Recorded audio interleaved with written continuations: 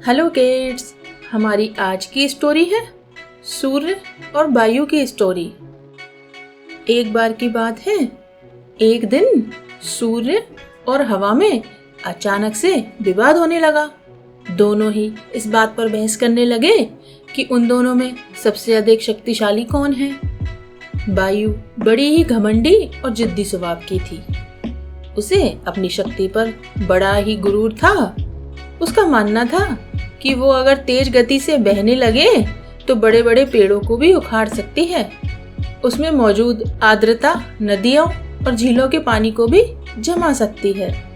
अपने इसी घमंड के चलते वायु ने सूर्य से बहस करते हुए कहा, मैं तुमसे ज्यादा शक्तिशाली हूँ।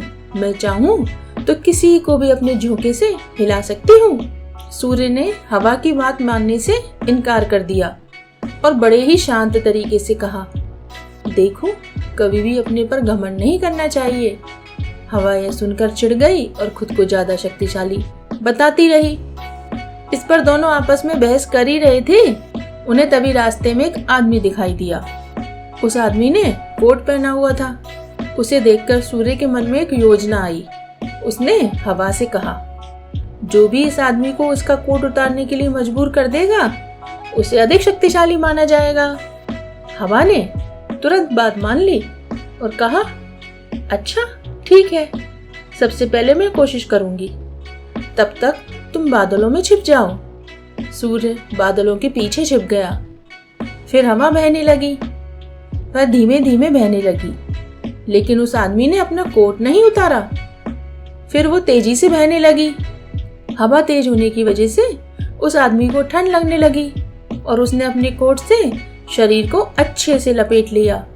बहुत देर तक ठंडी और तेज हवा बहती रही, लेकिन उस आदमी ने अपना कोट नहीं उतारा।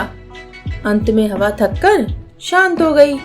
इसके बाद सूर्य की बारी आई। वो बादलों से बाहर निकला और हल्की धूप करके चमकने लगा। हल्की धूप होते ही उस व्यक्ति को ठंड के तापमान से थोड़ी राहत मिल गई, तो उसने अपना कोट ढीला कर दिया। इसके बाद फिर सूर्य तेजी से चमकने लगा और तेज धूप निकल गई। तेज धूप होते ही आदमी को गर्मी लगने लगी और उसने अपना कोट उतार दिया। जब हवा ने ये देखा तो वो खुद पर शर्मिंदा होने लगी और उसने सूर्य के सामने अपनी हार मान ली। इस तरह घमंडी वायु का अहंकार भी टूट गया। सीख, खुद की योग्यता व ताकत पर कभी घमंड नहीं करना चाहिए, क्योंकि घमंड करने वालों की कभी जीत नहीं होती।